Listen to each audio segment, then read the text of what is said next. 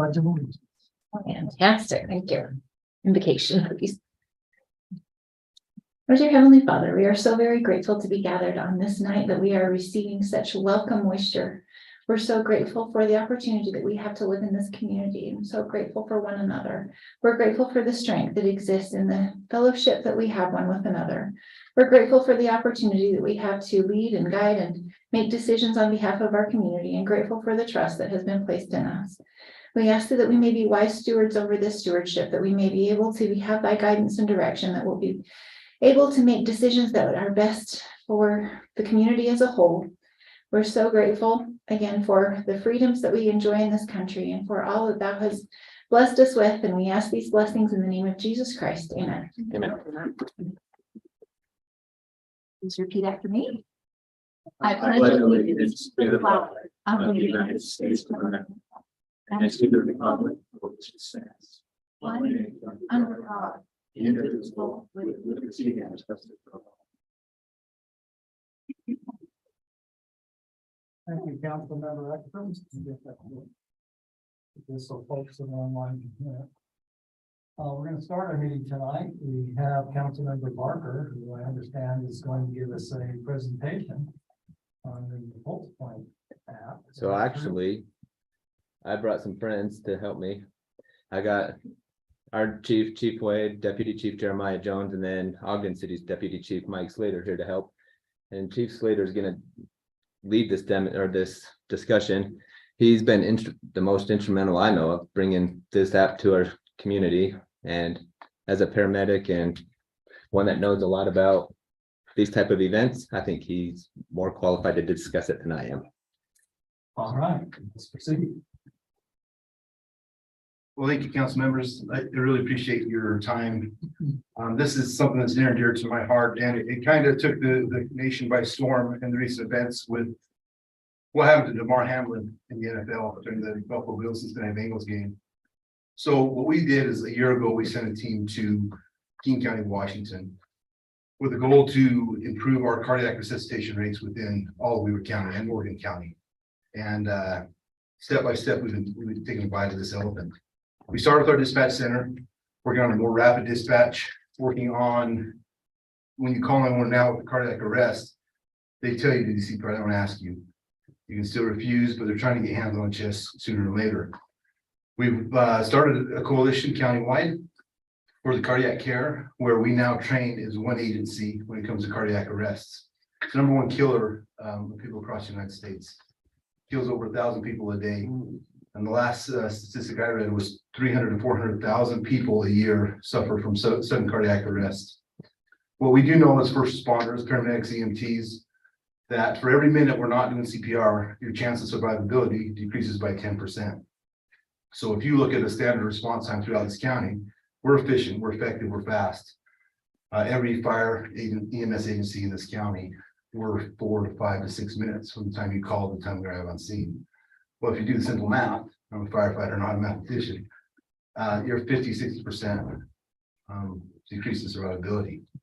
And we can do better. So we went to King County, Washington, brought some of the stuff back from King County and are trying to implement it. And so we've changed how we function in the fire and EMS world. We run a pit crew style on the cardiac arrest, and we've seen some increase in what we call ROSC, which is return of spontaneous circulation, which means once you start CPR, you stop because that person's breathing on their own, has a heart rate on their own, they're starting to perfuse, they get a blood pressure. And we've seen some increased ROSC survivability pre-hospital. But the one metric that we can't fix was the early CPR, because fire stations can't be on every corner, every block, even though we like that, it's just not financially responsible with taxpayers' dollars. So we reached out to Pulse Point, and this is the app I want to show you today. Pulse Point is an app that utilizes our cell phones. So Weaver County is now a Pulse, Weaver County and Morgan County are now a Pulse Point community. We went out to try to find some private funding, and I'd like to give credit to Murphy Dorr. He's a friend of mine. He was a big sponsor of this. Weaver State University, the Health Education Center threw some money at it. Ogden Regional and McKay Hospital helped sponsor this as well. So now we have Pulse Point for 2 years in this county.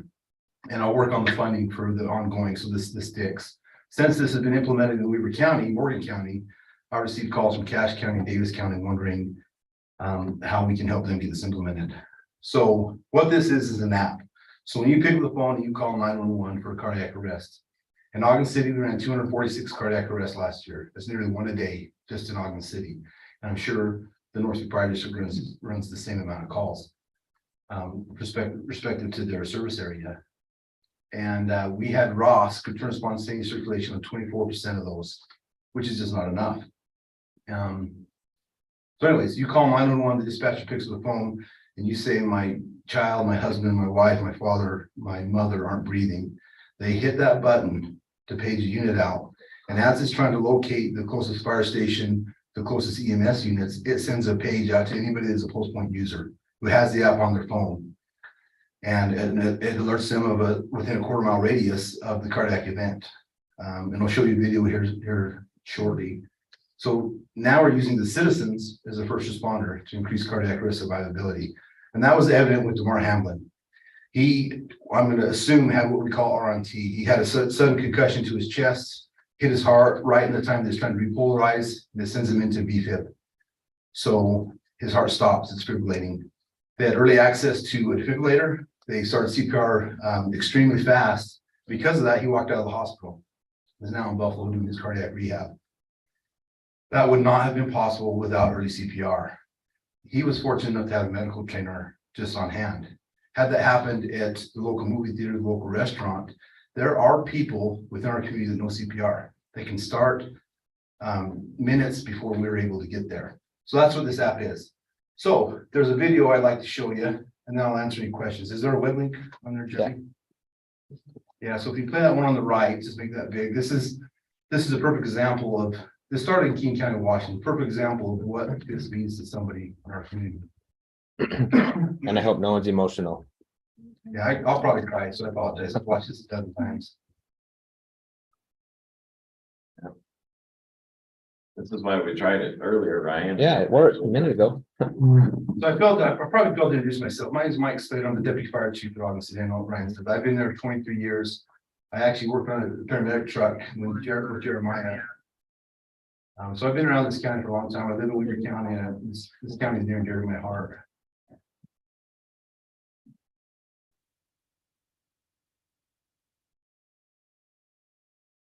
Son, 6-week-old Noah's not breathing. He's not breathing.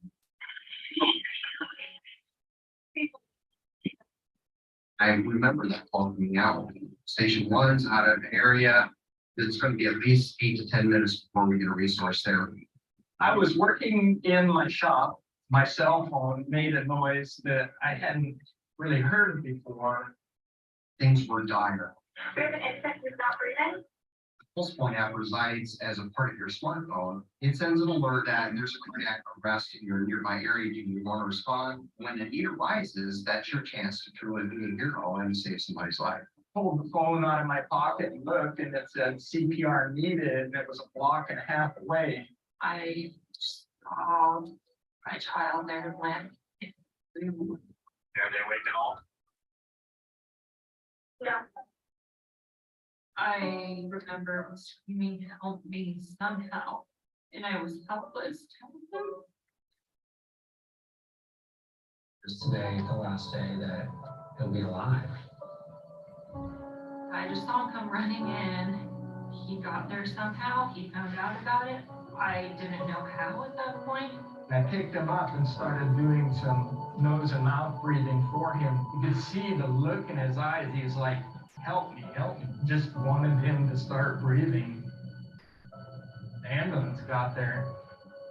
And as soon as I handed him off to the paramedic, the baby started crying. And we both looked at each other and went, oh, that's a good sign. The Pulse Point app really allows us to leverage the benefit of the people in the community that want to be part of the solution. He was the closest resource. Everybody should look up to Jeff. He is a hero. He's a miracle. If he didn't have that app, Nolan might not be here. I was 3 years old. He's all is good and none that isn't. The phone saved my son's life. He's overcome so much in his little life. I mean, he's fought to be here. We call him a little warrior.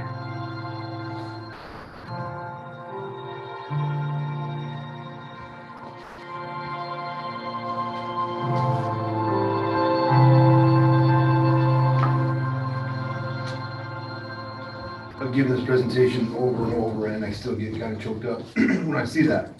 Because it's somebody to somebody, child, like I say, child, father, mother. Everybody deserves a chance to live. We train consistently and constantly on the best ways to do our job. And if we had somebody performing CPR 5-6 minutes before we got there, it springboards this person into not only survivability, but a quality life, neurologically intact, like Damar Hamlin. So what this says, and I think there's some other pictures on there, is you download the app, and if there's cardiac arrest, I'm gonna set my alert off on a test to show you what it sounds like, and that's what will pop up.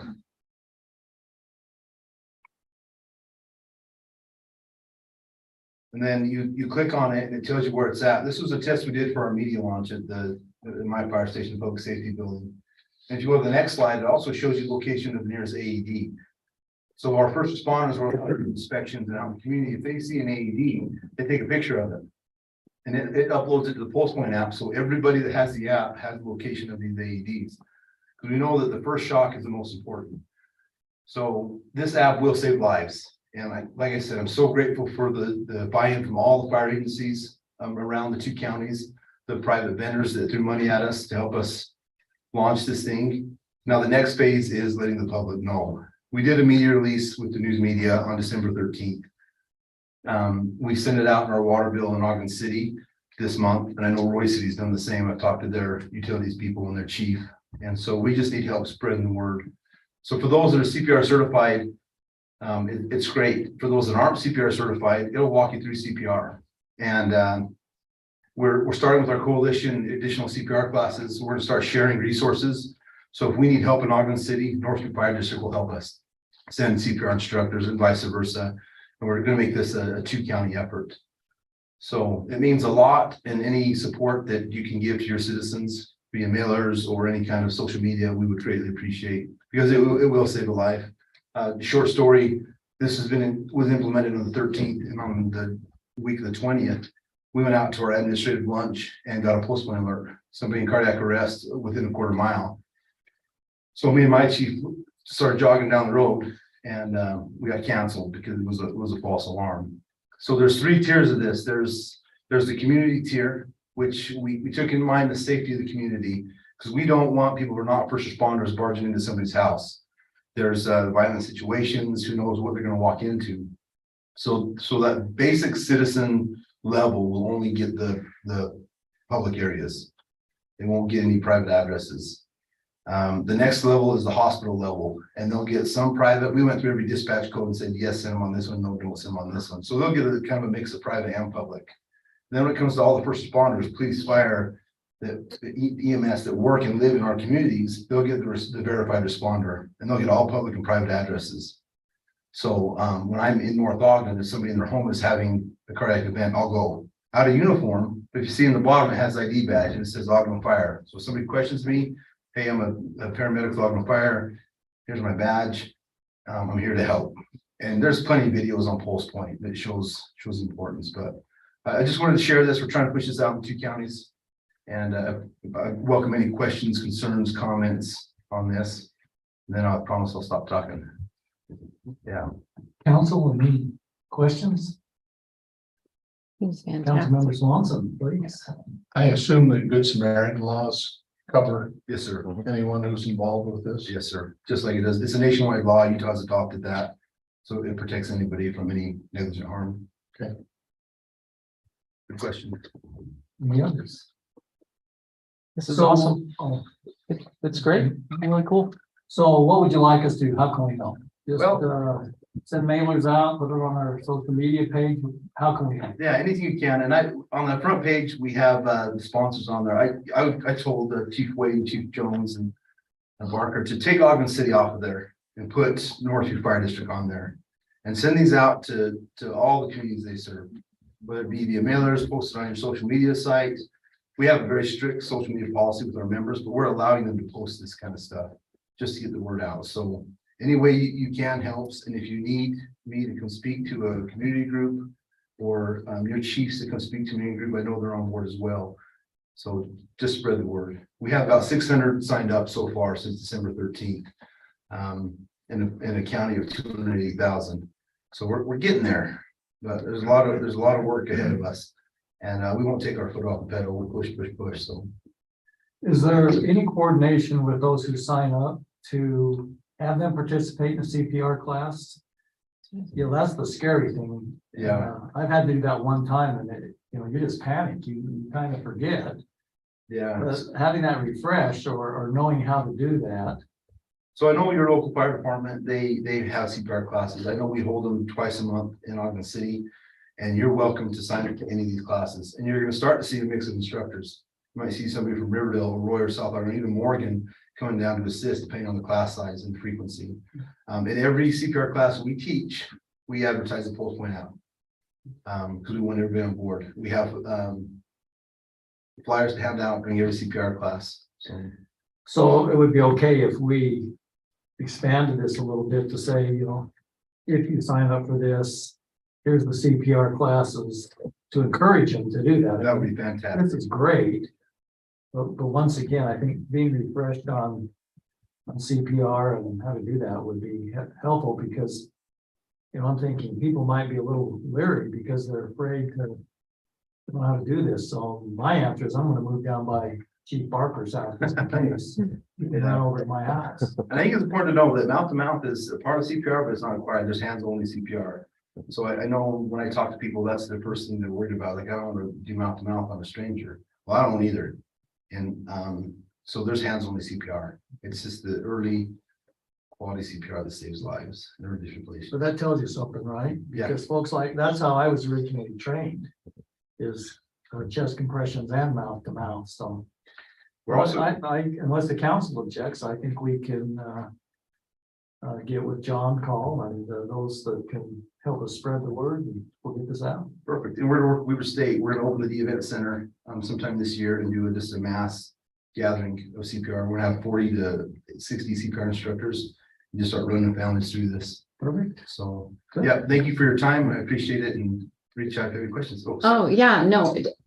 I mean, I've never wanted to have the responsibility of knowing CPR. I mean, quite honestly, because it's the same thing. I get really nervous, but seeing that, and plus it's an investment of time and, resources and everything else. Because I think, well, what's the likelihood I'm going to be called on to do that? I mean, I should know that.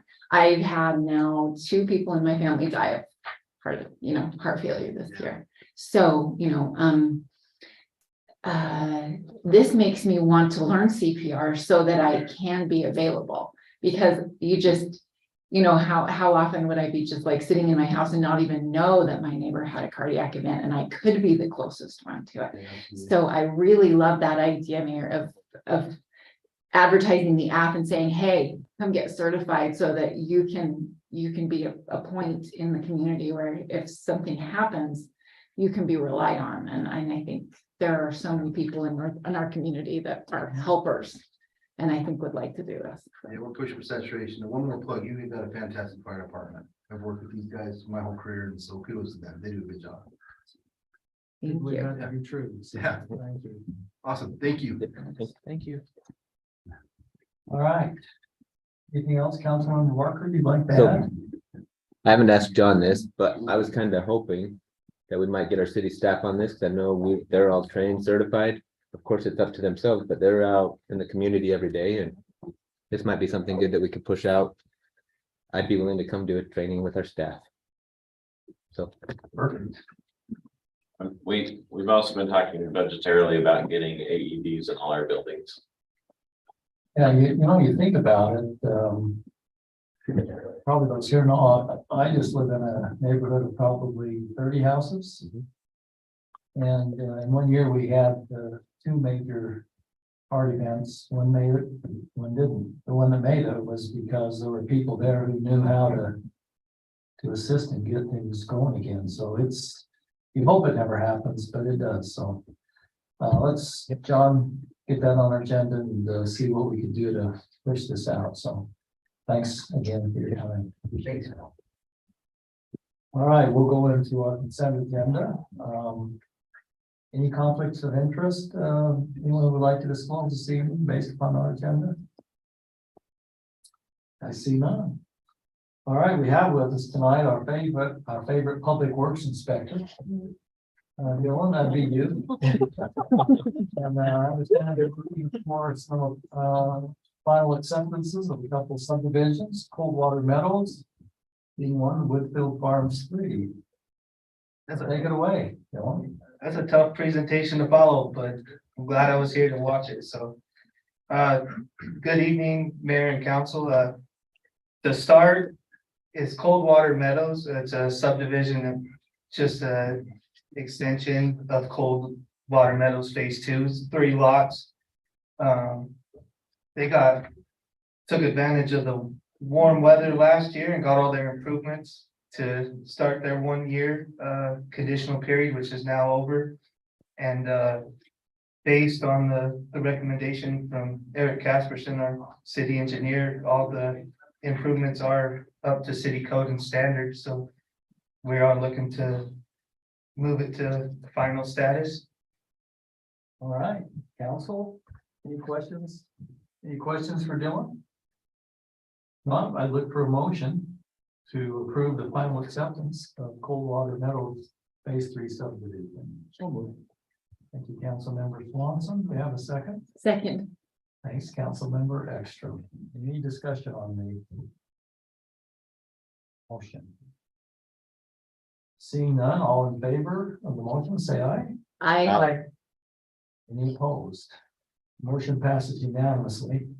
Before I forget, Dylan, I need to excuse Councilmember Severing tonight. That's why he's not here. He has to be excused, so. All right. Let's go on to the next item, which is Woodfield Farms. Woodfield Farms Phase 3 is a 25 lot subdivision that was started in 2019. They were put into conditional status in July 2021. That time came and went, and they still had improvements that needed to be done. So they finished the streetlights, they extended the curb and gutter and sidewalk, got their punch list items completed, and now we are ready for, we did our final inspections, and based on that recommendation from Eric, they're all up to city code and standard, and the improvements are done now, so. So Dylan, you've come several times here. You know the question I'm gonna ask, right? The ADA ramps, Yeah, how are they looking? lovely when they're on less Background. than 15% roads. That really pretty simple down there. It's when we get up to the hills that get some very tough times. Okay, well, we're counting on you, Dylan, to make sure they get done. So you're recommending approval here? Yes, on all the improvements that have been made. All right, council, Dylan is making a recommendation that we give final approval, acceptance of the Woodfield Farms 3 subdivision. Do we have a motion to do so? So moved. Yeah, thank you, Councilmember Barker. Do we have a second? second. Thank you, Councilmember Galpins. Any further discussion? I see none. All in favor of the motion, say aye. I, Any opposed? Motion passes unanimously. You know, Dylan, everyone you brought to us has passed, so you must be doing excellent work out there. Thank you. You should see the meetings we have before we come here. That's where the real meat. who gets the version? All right. Let's move on then to our active agenda. This evening, if you'd like to make a public comment, please step up to the podium. Please state your name, and if you're a resident of North Ogden, and please don't take any more than 5 minutes. Go ahead. Thank you. My name is Sarah Lansing. I am a resident of North Ogden. I'm also a member of the North Ogden Parks and Trail Committee. We are a resident-led community group.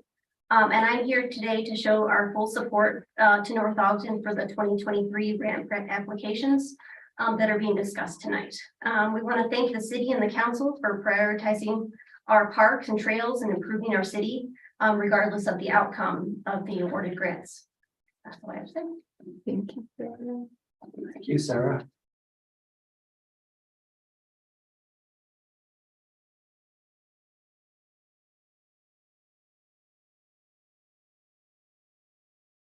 My name is Cheryl Stoker and I live on the dangerous corner, Cook Mountain Road, and I'm stepping off the curb.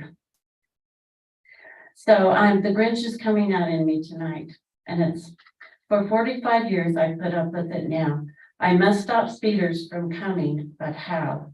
So I stood with my sparkle toes ice cold in the snow and puzzled, how can it be so? It could be perhaps that the speed could go down to the way it was when I first moved to town. It could be perhaps that the stop sign could change back where it was to slow these freight trains down. But whatever the outcome, the stop or the speed, we need this to happen to solve a great need.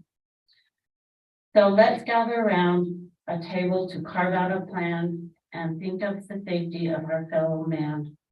And that includes myself and my family.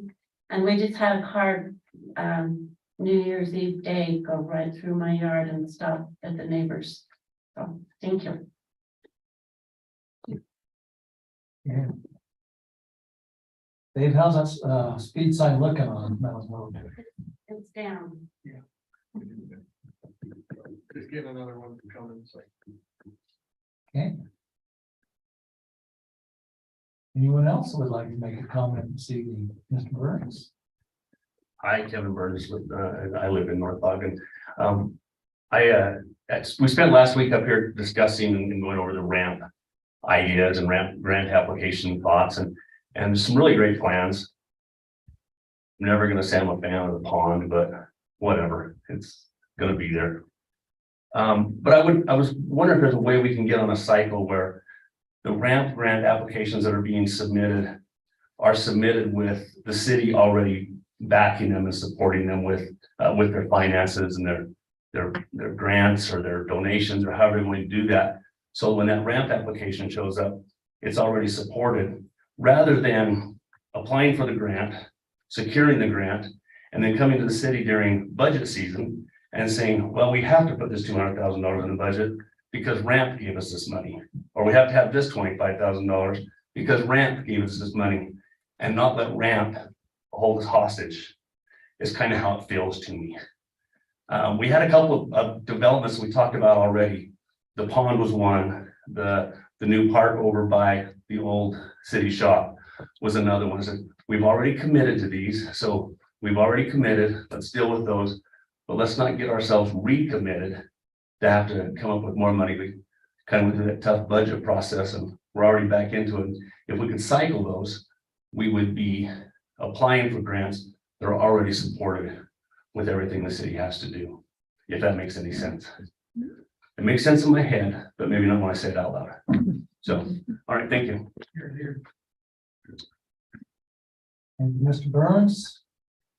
I think the council is trying to move in that direction by building funds in the capital improvements fund that we have.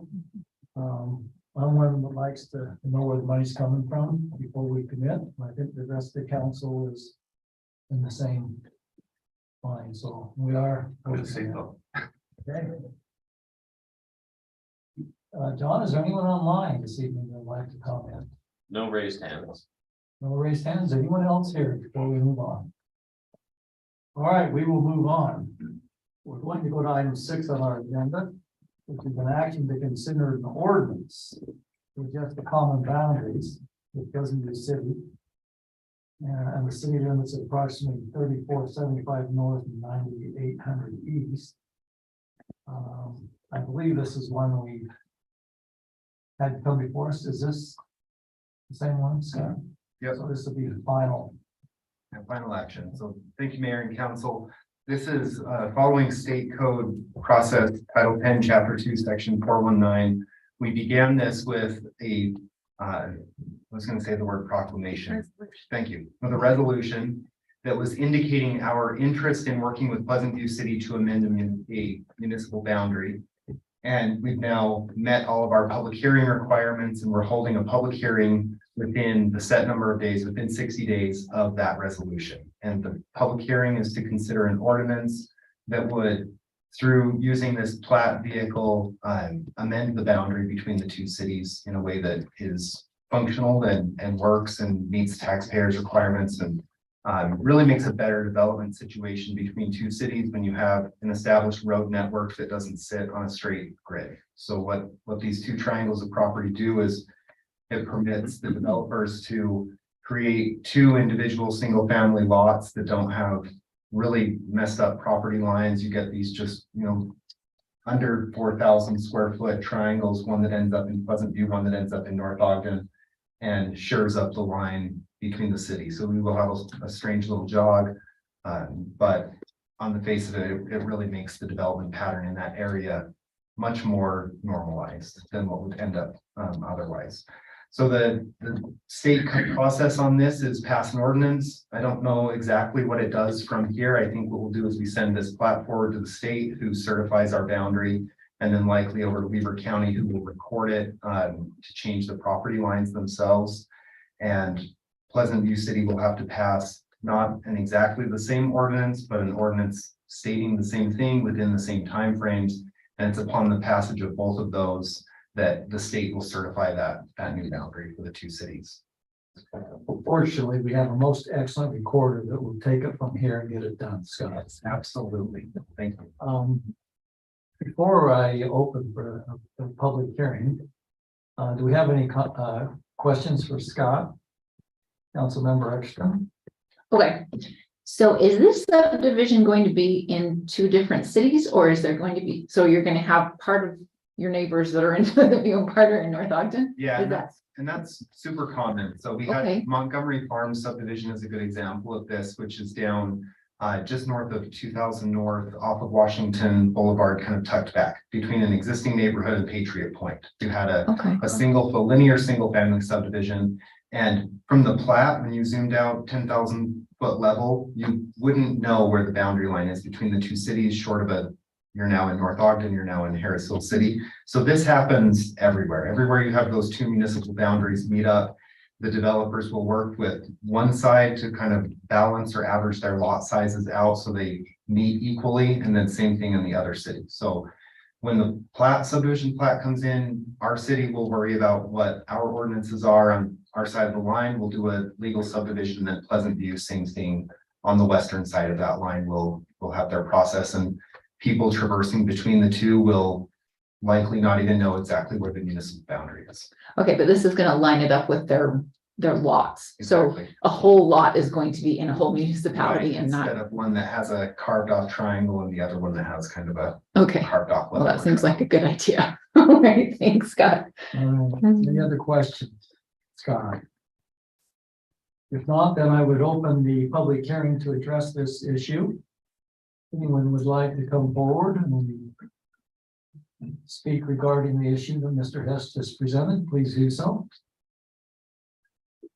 John, is there anyone online? No raised hands. No raised hands. Move to close public hearing. Thank you, Councilmember Thompson. We have a motion to close the public hearing. Second, Have a second from Councilmember Ekstrom. Any further discussion? All in favor of closing the public hearing, please say aye. aye. Any opposed? Motion passes unanimously. Council, this next action is to approve the ordinance 2023-01. And this would adjust the common boundary with Pleasant View City at the city limits, approximately 3475 north and 98 east, as explained by Mr. Hess. Do we have a motion to approve ordinance 2023-1? Mayor, I move that we approve ordinance number 2023-01. Adjusting the boundary lines for at approximately 3475 north, 98 east related to the Rock Point Estate subdivision. As outlined by Planning Director Hess. All right, we have a motion. We have a second. Have a second by Councilmember Swanson. Is there any further discussion? Okay, this being an ordinance, I will take a roll call vote on this. Councilmember Ekstrom, Yes. Councilmember Barker, Yes. Councilmember Dowpaz. Yes. And Councilmember Swanson. Yes. The motion to approve ordinance 2023-1 passes unanimously. We'll now move on to item number 7 on our agenda. This will be presented by Mr. John Call, our city manager and attorney. He's going to talk to us about our rent grant applications and seek approval to submit those to the county. John? Yes, thank you, Mayor. So council, this is our list of projects as discussed last week in presentation form. I should probably turn this on. I want it to work. These are the locations of the projects that we're talking about. One is up here in Loman View Park. One is down by the old Public Works building.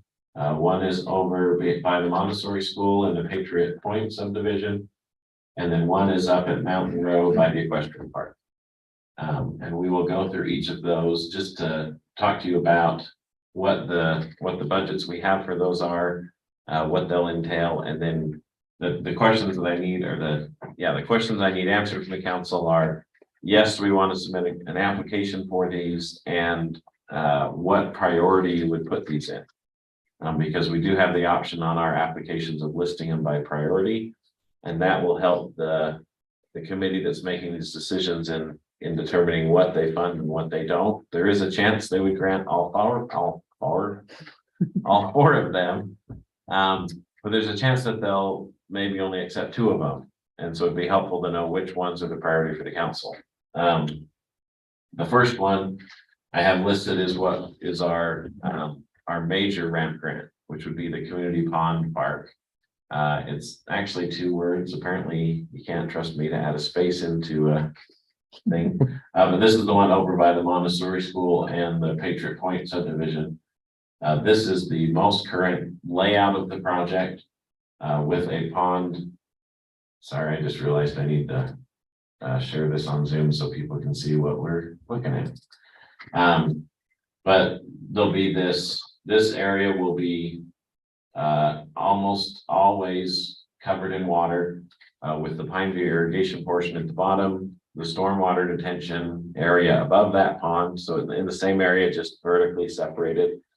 Well, not really, the water's water, but, and then the part that we're talking about for ramp is like, is the park portion, which includes a trail around the park, a parking lot, restroom, some features, more of a linear playground as opposed to a climbing apparatus or anything like that. But then, as it was originally approved, it would include a ramp or these stairs for individuals to kayak and canoe. It's not planned for swimming, those type of activities. It's strictly, as the last passed by the council in 2019 or 2018, it was kayak and canoe only. And then there's other little features. We have not reevaluated this to focus more on xeriscaping and less on turf and things, but we would anticipate that to be part of it. Turn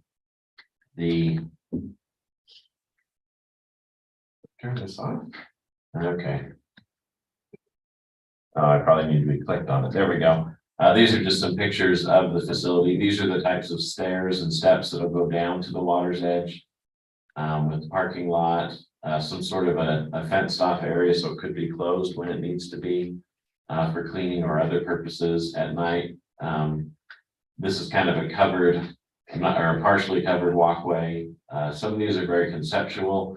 There is this concept included in this park of kind of a cantilever area for this, so that people could, no matter where the water level is, they could go out over the water.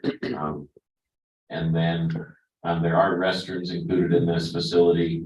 One of the unique things about this, and I didn't highlight it on this map, but we actually have kind of a loading unloading zone here for those who are bringing their boats.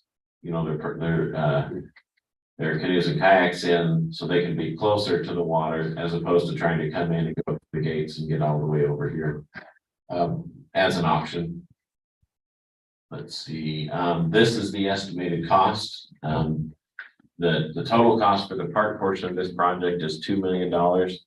If you remember from past times, it was less than that when we got our budget.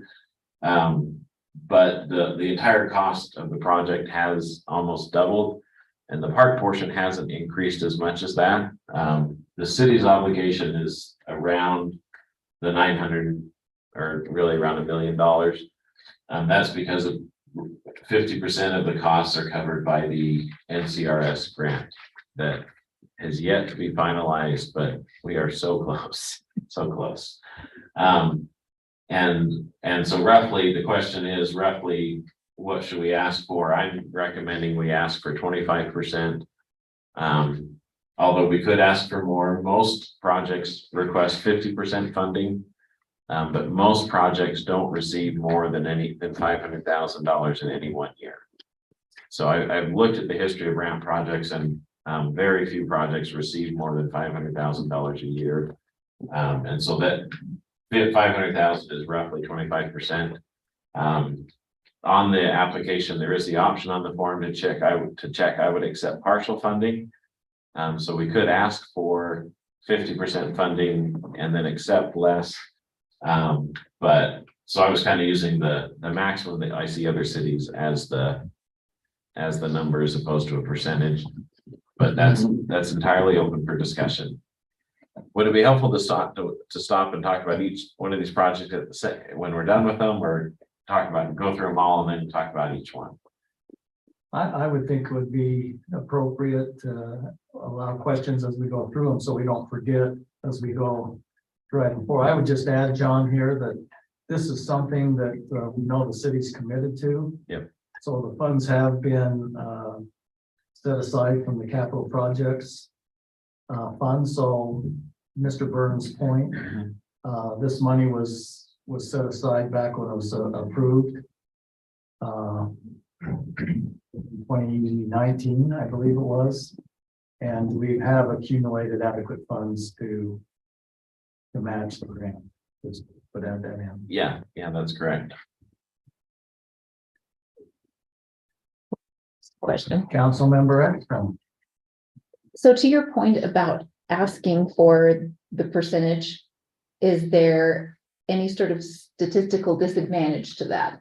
Are we less likely to get it approved if we ask for more than we want and then just say we'll accept partial funding? I just want to make it most likely to get the most we get. So, and the ramp has not said for sure this is how much money is available. They've given us some ballpark numbers, and they've kind of said for the parks and trails side, because they have that and they have arts and museums that are two separate sources, and they divide the money up. But if I remember from October when I went to the meeting, there's roughly 5 to 6 million for parks and trails this year. And then there's 3 million of that that's kind of floating between arts and museums. And so that's why it's kind of this weird. Mayor has a comment because he might have better information than I have. Well, you know where that 3 million is floating to, don't you?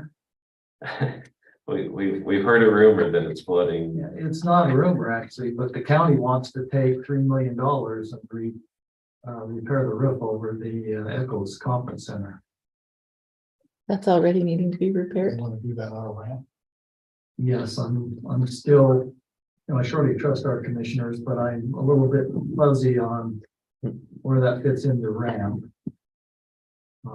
Yeah. Because it is kind of a convention here, but anyway, that's the word on the street that they need to replace that roof, and the funds seem to be available there. So just so you know where it might be floating. So usually at ramp, there's give or take $3 million that are available for parks every year. And so if the city of North Ogden was to ask for $1 million of it, it's probably a little unlikely that we would get 1/3 of the money that's available. And then if you add the other projects we're talking about on top of it, it's unlikely we'd be getting half of the money that's available for the whole county. But there's more money available this year, which is why they made a point in the training to say, if you'll accept less than full support, then check the box for, we would accept less. But the commitment there is that if we check that box, the project will still happen, because they're going to pick, well, there's a chance they would pick our project over another project. And they'd be very upset if we didn't finish that project. So, and that I think is what Kevin Burns was getting at, was the idea is commit to what you're going to do and know you're going to do it, which is part of the reason we're having this discussion before we submit applications, because we want the council to know what we're committing to. 2 of the projects, like the mayor mentioned, we've already financially committed to in one way or another, and the other 2 are kind of, we don't have a firm commitment yet, but some of them we're seeing money coming in, donations, or at least volunteers. So there's some opportunity there. The next project I have dubbed the Waterworks Park. And this is the park that's over by the old Public Works facility. There's no reason that we need to be beholden to that name, but it was either that or the Dave Espinoza Park, and he suggested Waterworks Park. But the idea is that this park would likely, the way we're proposing it, feature some sort of a interactive water feature, like a water table that kids could play with, using the spring or the well that we're required to daylight as part of the agreement for that park. And then have it then go back into the storm system and actually end up back here in the pond park. But the idea is to create something a little more unique, not just something that uses the resources that are there, with some education components about how water gets to taps, maybe some about the treatment. This is a map of it. So the idea would be the water feature would be up here in this area in the northern part of the park. This green building and area is a well house, which is part of the reason that we're putting a park on this ground, is because we can't run sewer lines in this area. But the idea is that some sort of interactive features with the water that trickles down through the park, and some education that talks about, like I said, how it gets here, where it goes, how we treat it. And then a refacing of this building and maybe some refencing, just to make it a little more attractive. I'm not sure the Constantine wire there is conducive to park, but we'd figure out a way to do it, either like masking the building with a cedar board or something to just make it fit a little bit more in the area. From a security perspective, all our buildings are alarmed, and we're not required to have gates and stuff around them. But then there'll also be shrubs and trees. We did this project out mostly xeriscaped. The idea being that if we're talking about water, we should be talking about conservation as well. One idea that we have that we're not sure if we could do would be to include the water feature in some way coming down, and as it winds through the park, it actually performs some of the watering. And so that is an option, to try and again conserve water and maybe not even utilize secondary water on this property. As most of you know, once xeriscaped is established, it takes much less water. And so we'd actually have to we'd have to design it so it only gets as much water as it needs. So Overwatered. yeah, we don't want to get overwatered. The bid or the estimate is based on the engineer's estimate, our engineer, Eric Casperson, who's done a bit of work tracking down numbers, as well as some conversations I've had with Holiday City about their Knudsen Park. That's actually what this picture is from, and this is in Holiday. It's a little bit bigger than this picture area this picture shows, but this shows the best features of their park. But they spent This $185,000. Plus some utility work, roughly 200-something-thousand is what they spent to get the water features in and everything. And so as we total it up with the flat work, trees, shrubs, picnic tables, you're getting close to $400,000, about 373. And this would be a minor grant where we'd be asking for the $199,000 or the 50% match. John, the developer has agreed to donate ground plus give us how much money to offset this? 115,000. 115,000, so we have the contribution with land donated, his money and what we're doing. Yeah. And so we, to your point, Mayor, we'd probably be seeing an investment from the city in the $65,000 to $85,000 range, assuming that we got the 50% match and knowing that we have the money from the developer. So, which we don't have it, but he's contractually obligated to give it to us. You know where he lives. Yeah. Any questions on this project, Councilmember Delpans?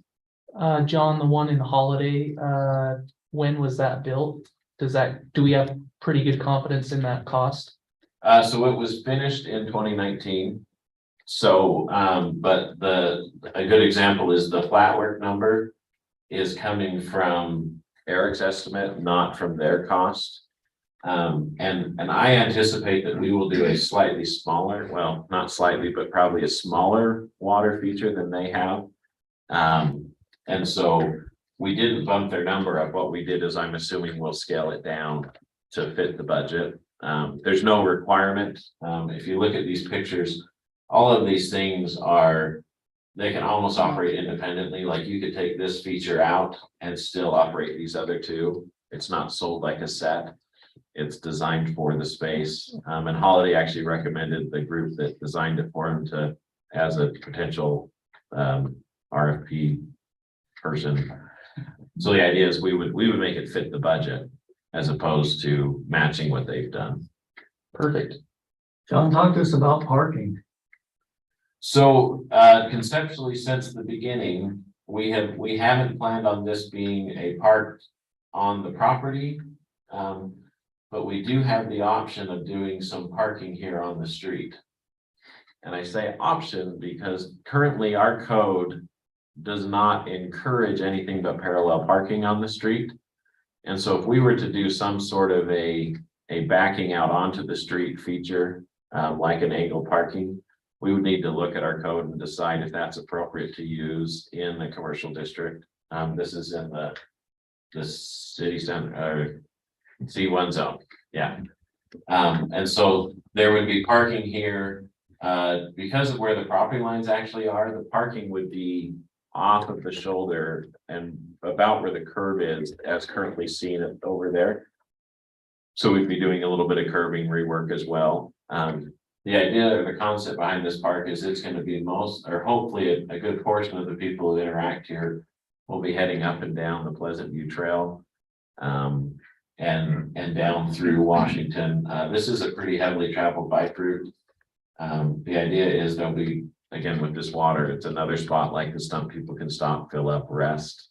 With the picnic tables, hopefully someone would feel comfortable bringing their kids on a bike ride, stopping, eating lunch, playing at the park, and then riding home.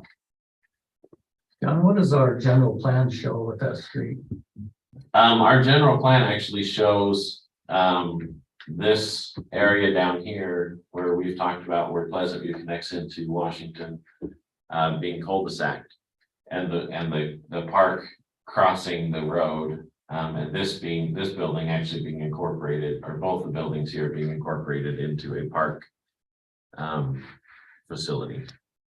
And so that's shown in our general plan as a conceptual approach. The general plan does focus on, you can't see it because it's just off the edge of this picture, but the roadway that heads here is what goes down behind Lee's.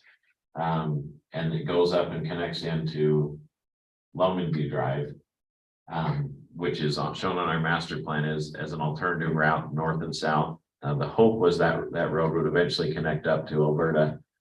and 3100 through the roads that are connecting to Alberta, but it's right now we don't have any plans for a roadway through there from anything we've seen from the developers or anything yet. Any other questions for John before we move to the next project? I do. Councilmember Ekstrom. John, can you explain what flat work is? Concrete flat work. Concrete flat work, okay. And it's a little different. So these blocks or these rocks are actually concrete. Right, They do have some real rocks included. But then they also have some concrete that's shaped and molded. And so in the budget, your flat work is your sidewalks and a lot of the things that are very simple and normal. And then your equipment, electrical and permanent materials, this 185,000 includes the shaping and the forming and the those other features that are more unique. And it might take two different contractors or two different subs to do that type of work. okay, if I'm remembering where this is, does it have a slope that goes up to the north, so are we gonna have to kind of level it out, or is it gonna be? We won't level it out. The idea would be we incorporate it.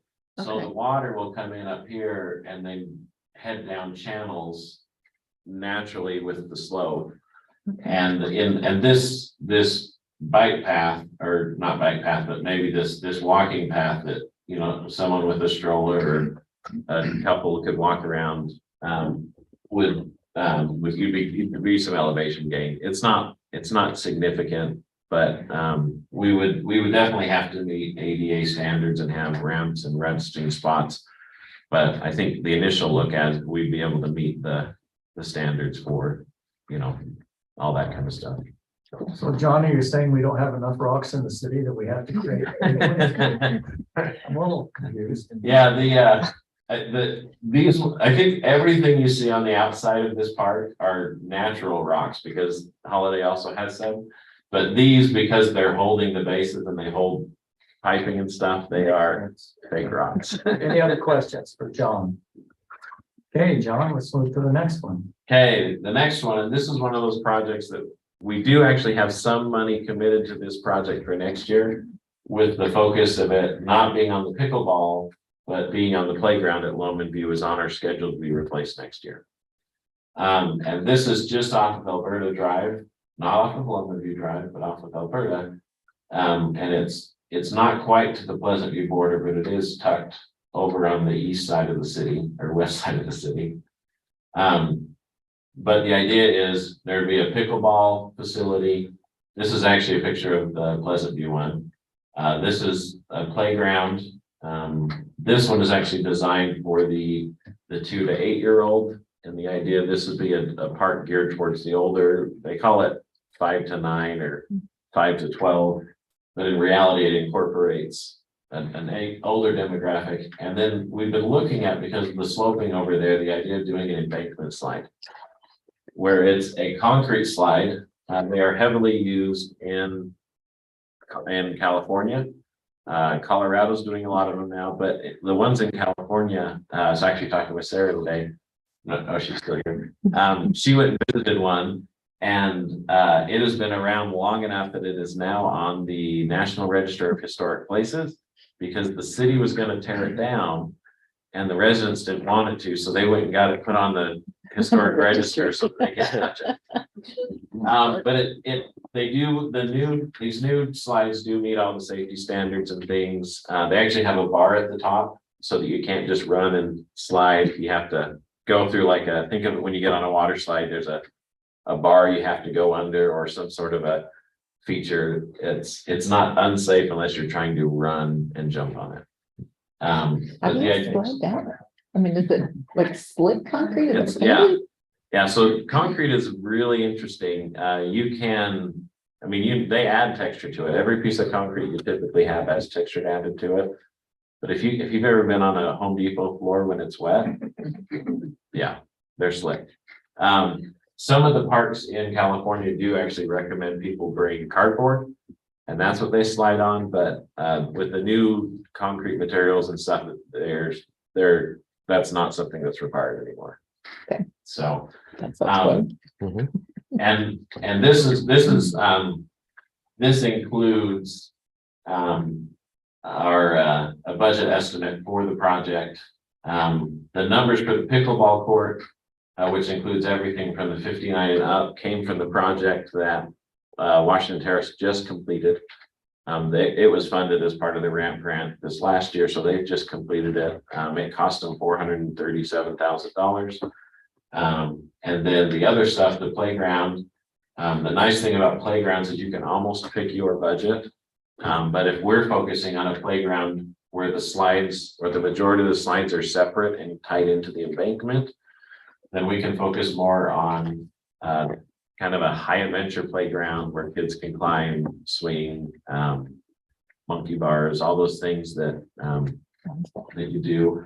As a side note, Europe is starting to get more and more dangerous playgrounds. The philosophy being there that kids will learn better risk assessment and things, and it's okay for a kid to break their arm because kids break their arms. So are we gonna get North Ogden Park back? Right. I'm not sure if slivers are in that.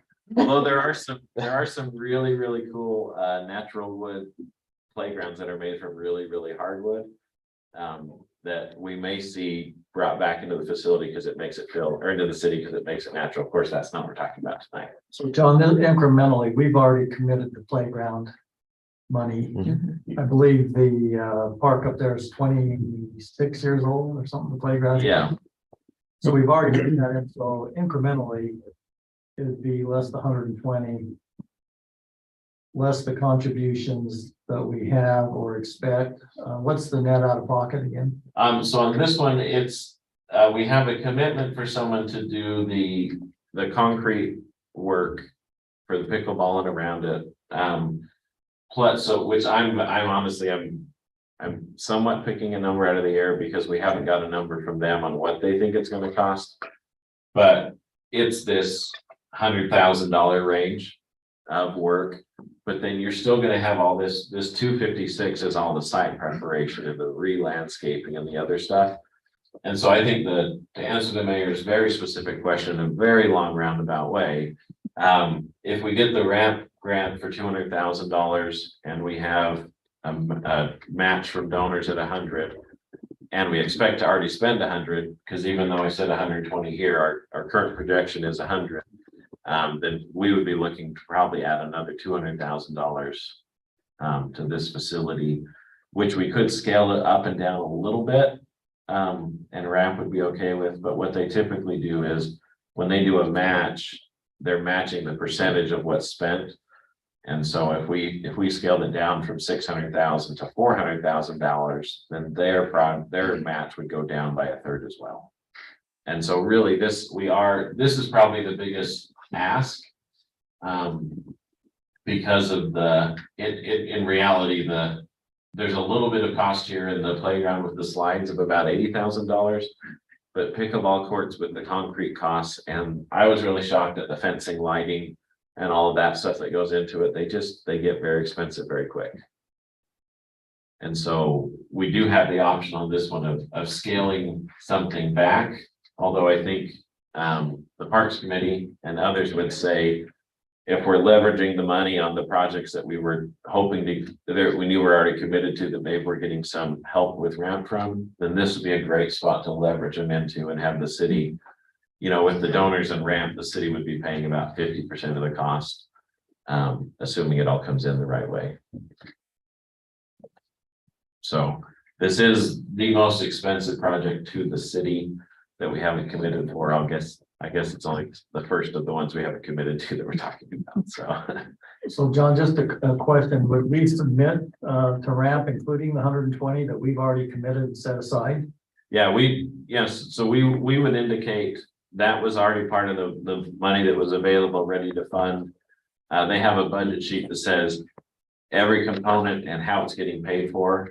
And so that's the way that they typically like to see it done. And we would indicate, there's this much concrete being donated at this value and that kind of thing. And we'd be putting in the 120 we've already committed. Really, I think it went to 130 or 40 if we're going to make it accessible. So that's Wadman. We technically have only on our kind of capital project planning sheet we were planning on 100,000 to 120 on this park. And so I just rounded it up to the 120, but that technically hasn't been approved. It's just in our capital planning for next year. So we'd be talking about adding another $180,000 to this facility, really for pickleball and the concrete slide would be the idea, or not slides. Because we did get an estimate on a shorter slide today that Sarah helped me track down for a 12-foot long slide, and I can't remember how wide it was, but it was like roughly $10,000 to get it delivered. And then there's some installation cost. And we actually need a longer slide because our hill is longer. And so roughly 60,000 is assuming that it might need to be important in place slide at about $12 a square foot with some additional stuff. So. Okay. The last project that we're talking about is the canal connection. This is 2600 North, and this is Mountain Road. And the canal trail is the one that winds up through the city about, not the one that goes by Lee's, but the one that's further up the hill and runs past Bates Elementary, past the equestrian park. The equestrian park's right here. The trouble we have is this facility runs for 15 miles till you get to Willard, and it still continues north from Willard, but it's not quite as established. And then it runs all the way down to 12th Street. And then if you get across 12th Street, you can get back onto the Bonneville Shoreline Trail and connect in. But this is kind of a spur of the Bonneville Shoreline Trail. It's extremely flat, extremely easy for people to ride, walk, access, because it follows the canal. And the canal slope is very, very minimal as it goes from Pineview all the way out to the bay, Willard Bay. But this is the budget for it. I should have zoomed in on this picture a little bit more. This is the picture of the facility as it looks right now. So it's already fairly flat, it's wide, vehicles can drive down it, but the idea is that we'll need to spend some money to clear and grub it, because we just need to clean it up a little bit as you get further south to the street where the fences are that are actually blocking it. And then there is some flat work for ADA ramps and accessibility in that area. And then we do have, I think it would be wise to include the crossing signal in this project. It's a, right now, people currently just either stop and turn around, or they head down the street on Mountain Road and then jump back up and onto the canal trail. But this Mountain Road will eventually be a much busier road. It already is busy, but as that road connects up to 3100 or the divide road, it'll get even busier. And so just for safety purposes, we feel it's better to have a signal, and it's a more intense signal than we currently have. The idea being it's suspended lights with poles, activation buttons and everything like that. They're a little more reliable than the ones we rely on that are solar powered. And so just the concept was with that being a wider road, heavier traveled, the investment now made some sense, although we could technically scale this back. And then a crossing is $8,000 for solar powered lights. So it's about a tenth of the cost, but they need to be fixed more frequently. And they do go glitchy on us occasionally. Then Dave's crews fix them. So Dave, this is, I mean, John, this is about 1,250 feet. That really just connects the whole trail.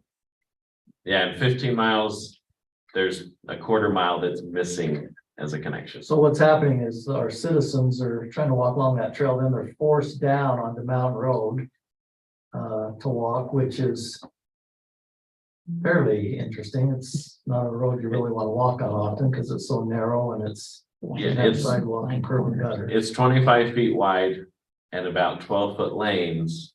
So you've got a couple inches on the outside of the white paint where you can walk.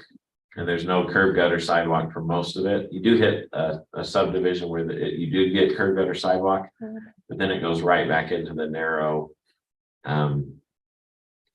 access. So this would eliminate that safety issue.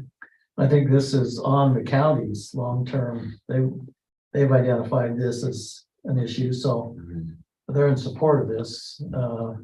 we would surely look to see if we can garner some money for grants from Weaver Trails and things, because this is,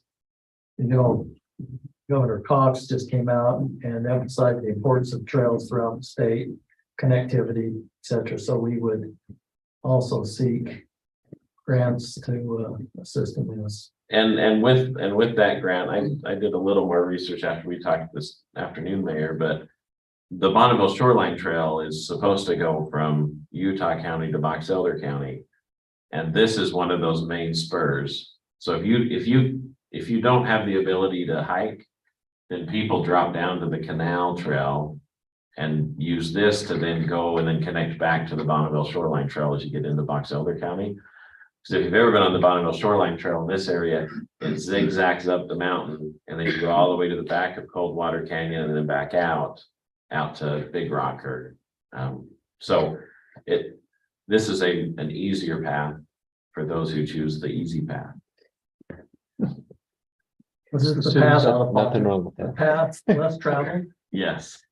Hey, anything else? City's out of pocket on this one. So out of pocket would be half the cost. So Unless about we, 100. so about $100,000, unless we can get some state grants or things. Which we would seek. Yeah, like the state has an outdoor recreation grant. That we might be able to include into this, but there's other grants, especially with this stuff that the governor's office is pushing for active lifestyle. There's likely a place to find more money. And we also haven't even broached the idea of getting private donors. This was the idea that came up last week that we're 7 days into it and it's a good idea. And so we're talking about having it be part of it. If we were approved all the grants that we're talking about in the maximum amounts we're talking about, we are asking the ramp board for $1 million across the 4 projects. And so I think there is a chance they will say no to one of them, which is why the priority comes into it quite heavily.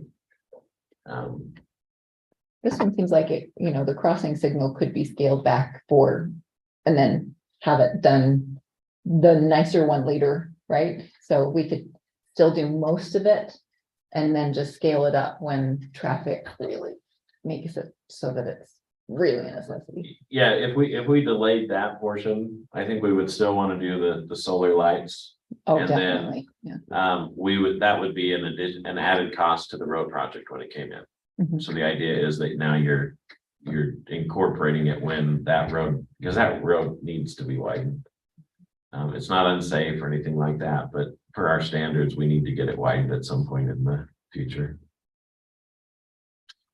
Okay, so there you have it.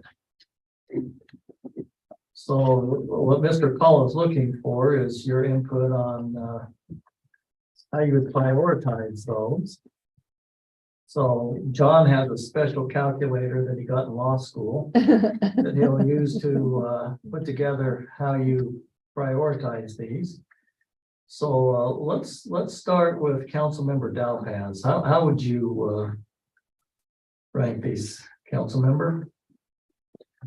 The one that, just because I haven't used it personally, that is the most confusing to me is the canal trail, so I'm wrapping my head around it. But as it's been explained, I can understand that it's this portion of trail that would be really good to have completed.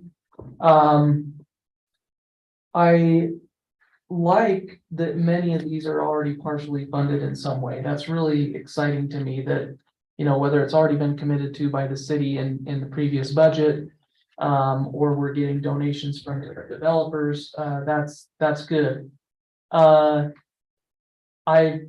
I have had a lot of people asking about pickleball courts. So I'm not saying that's my number one, but if I just go off of what I hear the most about most often, people are clamoring for that. So I suspect that one would be pretty high up on the list. The community pond, we're committed to it. We have to do it. It's already been set aside for on the capital funds anyways, so I feel like that should be higher up on the list. maybe then the Waterworks Park. So if I had to say, I would say probably pickleball 1. Second would be the community pond. Third would be the Waterworks Park. And fourth, being the canal. But that's kind of where my mind is. I really do want to hear what everyone else has to say, because that's just the way that I'm seeing it. I should probably mention that if we're rejected or we don't successfully in one of our applications, we can reapply for it. So, you know, we do have that option as well. And Councilman Dan Hines, let me just point out too, that the city has set aside $1 million for that commitment down at Patriot Point. So if we were to get, say, 500,000, that would free up additional money to handle these other projects. But if we don't get it, we're already committed. That makes sense. We've set aside that money. So getting that grant would allow us to almost be the same out of pocket that we've been counting on. Mhm. On those other, My biggest thing is I want to make sure that when we are starting the budget cycle right now, and I do want to make sure that we don't get into a situation where we feel like come budget time, we're obligated to so much that a property tax increase is like a for sure thing. That I would hate for that to happen. It sounds like, based off of the way that this is being presented, that we're not going to be in that situation. I mean, would you agree, Mayor, that generally, if all of these were approved and we're on the higher end of expenditures, are we going to be in a situation where we might be in trouble in budget season, that we would have to add a little bit extra than we're used to? I would hope, and I would concur with your comments. I would say that I don't think you're on the council when we decided this, that we made a commitment that we wouldn't do unfunded commitments, that we would know where the money was coming from. So John and Jamie give Councilmember Swanson and myself regular updates on what's in the capital projects fund. And I would say, based upon the latest numbers I saw, John, that we already have the money built into the prior year budget plus the balance there. Would that be correct? Yes, if everything that we applied for was approved by RAMP, we would spend the exact same amount of money we were planning on spending on the playground at Loman View and the pond park. So even though we would get almost $1 million from or we get 1.1 from RAMP, we would then be leveraging our 1.1 to build $2.2 million. And we already have the 1.1 there. I think is your It's point. already committed. So I think, in answer to the question, I think it'd be all of our hope, and we're pretty confident that wouldn't play into. It's just, is this the best use for the money that's available? Yeah. And then last question on the pickleball courts, on the estimate, John, there's nothing in that estimate about this private donor that's going to, I mean, that money is not included in there. Right, it hasn't been deleted from it. It's just that this is what the project would cost if we paid cash for it tomorrow. Okay, thank you. That's it for me. Councilmember Barker, would you like to give us your priorities? Pickleball 1, water park 2, pond 3, trail 4. Okay. And reasoning between the water park, we're committed on a date by the end of 2024. There's no date on the pond park, so that's why it's a higher priority. Okay. Councilmember Swanson? Number one for me is the pond park, because it's the biggest commitment that we have.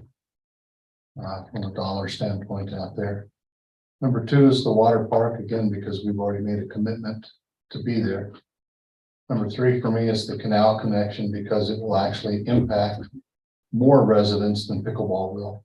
Pickleball, we have a small group of vocal people who want to play pickleball, but it's still a pretty small part of our I population. don't think so. What's that? I don't think so. They're in every church and everybody's backyard. I think if we were to count, there are more people who use the trails in our city than play pickleball. That's just my guess. That's just what I'm guessing. And so that's the reason that I have. We're already committed to the playground at Lowman View, so it would be the addition of pickleball that would be four for me. But I think there's a good chance that we get at least some or all for all four projects.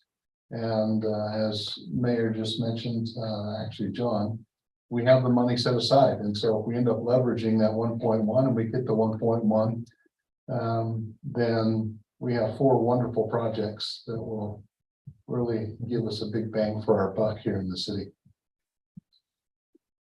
All right, Councilmember Ekstrom, would you like us to give, would you like to give us Sure. your priority, please? Okay, so my priority, I would put the waterworks one first. And only just because I think if we can, we might scale that back to something less cool. You know, we're committed to something, but, you know, I really would like to see that. But then it sort of interchanges with getting the community pond funding, because if we really get that big chunk, that frees up more for us to do something really cool, like the waterworks. Pickleball and Canal Trail, I'm probably about sixes on. You know, like I said, the pickleball fans are really ardent, but they also probably have funds to donate too. It's like, well, if you want it, pay for it. You know, and they seem to be like willing to. I think what they want mostly is space, right? It's like they'll find their funding and, you know, kind of like put their little pickleball plaques up on the wall or something. It's like, I think a lot of people would, if they're interested, they will donate to it. But I think, and the Canal Trail also, hopefully we can get some state grants and things too. But I think for me, that one probably takes a little more precedence because that's a safety issue, right? It's like we are committed to keeping people safe. And when we've got a spot where people are crossing that's really not, and it's heavily used, and maybe it would be used even more if it were safer. So yeah, I maybe I bump up the Canal Trail a little over pickleball then too. So that's my 2 cents. Well, there you go, John. You can put that in your magic calculator. Hey, we don't have a. There's not a clear consensus, so whatever John says. So what I did is, if you listed your project as first, I gave it a number 1. And if you listed it 4, I gave it a number 4. And then I just totaled up the totals, so lowest score is best. And the 2 lowest are pickleball and waterworks are within a point of each other as being the 2 highest priority. With the community pond as number 3 and Canal Trail as number 4. And like a good example is the Canal Trail was 3rd or 4th on, well, I guess, Councilwoman Ekstrom bumped hers up to 2nd, but they're 3rd, you know, it's not first on anybody's list. Okay. So there you go. Is this ranked choice voting? Is that? And you can always consult if you are confused, Councilmember Severing. Oh, that he'll be. Oh. Yeah. Ask him to. All right, John, you need anything else from the council? No, just if council's okay, we will put in for all 4. And knowing that next budget year, we do have some money already programmed for these, but there may be a mandate you're imposing on yourselves to fund come budget season. And, you know, whether you believe in the park pond or not, I would just point this out. If they authorize that, in essence, it would fund all the other issues. Just pointing that out. Yeah. All right. John will massage that in his magic calculator and we'll go from there. Thank you, council. So based upon that, is there a motion to approve the submission of those ramp grants, excuse me, with the priority as calculated by John? So moved. So moved by Councilmember Swanson. Do we have a second? Second. Second by Councilmember Ekstrom. Any further discussion? Seeing none, all in favor of the motion? Aye. Aye. All right, motion passes unanimously. No objections that I see. Okay, good. We'll move on to item number 8. This will be presented by Susan Nance. our awesome city recorder. And she will ask us to consider a petition of annexation for property located at 1651 North and Washington Boulevard. Yes, I kind of like tonight, get lots of props from you, thank you. So, as stated, Terry Severing has submitted an application on behalf of himself as well as Kelly Severing and Lynn Severing to petition property of 9.93 acres at approximately, there's 1651 North and 1659 North Washington Boulevard as their two separate parcels right now. State code requires that Weaver County Surveyor has given approval, which they have done. The property is being proposed for annexation within our declaration policy and map. The petitioner is requesting an M1 and an R4 zones, which the planning commission will at a later date make the recommendation back to us before we get to the ordinance process. At this time, the petitioner meets all the requirements to actually begin the annexation process, and I recommend that the city council accepts the petition at this time. Okay, council, you've heard from Susan. She's recommending that we proceed with a motion to approve the annexation for the property that she referenced located at 1651 and 1659 North Washington Boulevard. This is the initial step. So do we have a motion to accept Susan's recommendation? So moved. A motion by Councilmember Ekstrom. Second. Second by Councilmember Dowpaz. Any further discussion on this issue? I see none. All in favor of the motion, please say aye. Aye. Aye. Are there any opposed? Motion passes unanimously. We'll now move on to item number 9. Councilmember Swanson will be presenting the name to consider an addition to the budget review subcommittee of the audit committee. Councilmember Swanson. Council, if you'll remember in last week's meeting, we had a resident who expressed interest in joining that citizens subcommittee. Ben Ollis, did I say that correctly? Yes, sir. All right. Got it right. Mr. Ben Ollis, that would bring the committee to 9 members. That would top off the committee. We wouldn't expand it beyond this point, size wise. I see no reason for Ben not to be a part of the committee, and I'm recommending your approval for Ben to be a part of that committee. Any questions or comments? Okay. Councilmember Swanson, I don't see any questions. Mayor, I'll move in that we accept Ben Ollis as part of the citizen subcommittee. Okay, thank you. Motion Second. by Councilmember Swanson and second by Councilmember Ekstrom. Council members, any questions? Councilmember Swanson, Yes. you're always one step ahead of me. Or you asking me for my vote? Oh, I was If just you had a kidding. question. Did you have a question? You look like you're raising your hand, I guess. Oh, very to right. He's ready to move forward. All right, I'll turn the motion. Now would be the time to say. Yes. Yeah. Yeah. Others? Aye. Oh. You can see this is a tough job. Fine, no doubt about it. All right, so we will look to We're a rocket Councilmember Ekstrom to see if you have any reports of interest on public works. We have with us Mr. Espinosa this evening to assist in any questions. Absolutely. I'm always grateful when he's here because of course, my understanding about how public works is pretty surface, but I know enough to really, really appreciate what they do. So mostly our public works department has been clearing roads as, with lots and lots of storms and crazy storms and half snow and half rain. And then we've got lots and lots of water. And so it's keeping our stormwater department really busy too. We've got detention basins that are filling up and then we've got ones that are running down. So there's a lot involved in managing North Ogden's water. And so I just say kudos and hats off to them. They do an excellent job and I really appreciate all the work it is. And it's a lot of times in not the most pleasant weather and not the most pleasant of conditions. So thank you, Dave. Thanks to your team. Just express, our appreciation on behalf of our residents that don't get to see all of it that you do. And that's pretty much it. Dave, anything you need from the council you'd like to add? No, sir.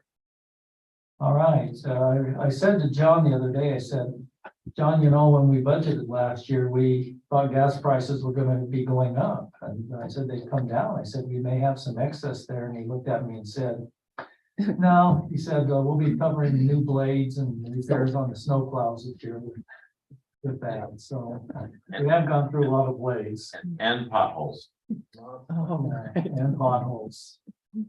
All right, Councilmember Severin will give his report on the police department, and the meeting he attends in the future. All right, we'll move on then to, public comments. Now, if anyone would like to make any comments or has questions for the council, please step up to the podium and state your name, and if you're a resident, and please limit your comments to 5 minutes. John, if you'd watch online to see if we have any. Anyone online? No raised hands yet. Okay. Anyone here? All right, no public comments this evening.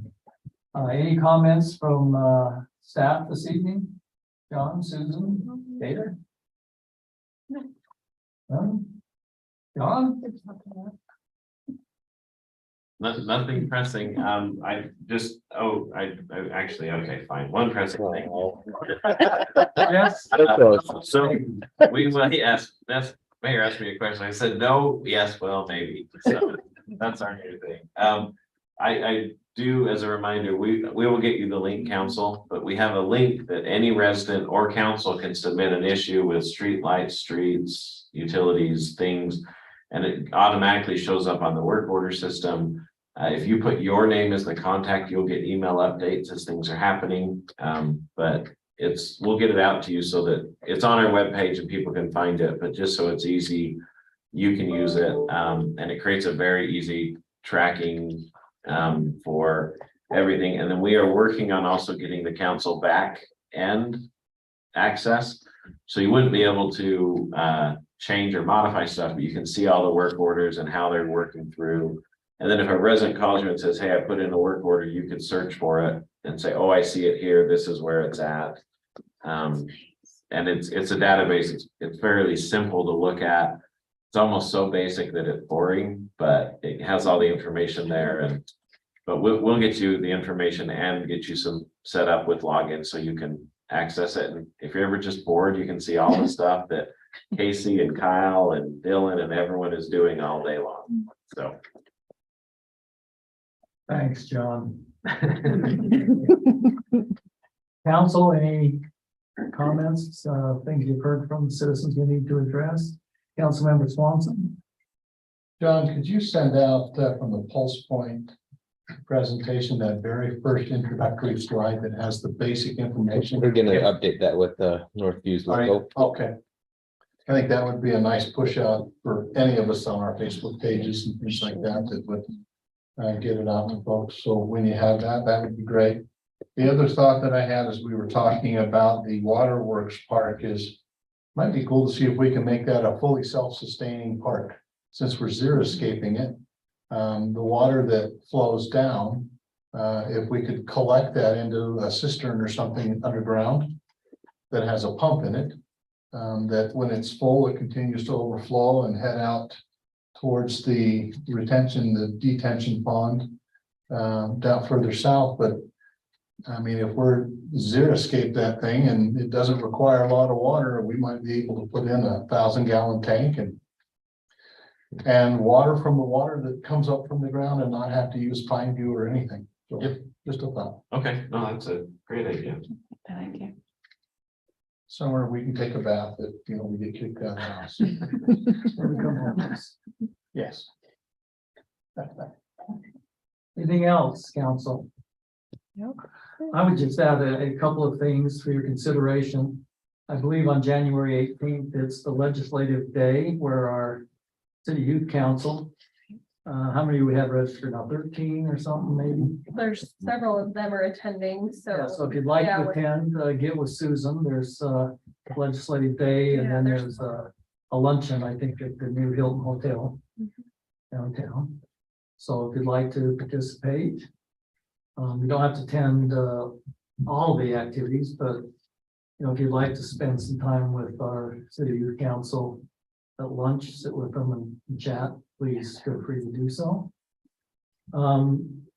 Just to make where I've talked to Councilmember Swanson about that, yes, we have asked legislative representatives, Senator Johnson, Representative Kyle, and Representative Wilcox, to come to our next council meeting and update the council on what's going on at the legislature.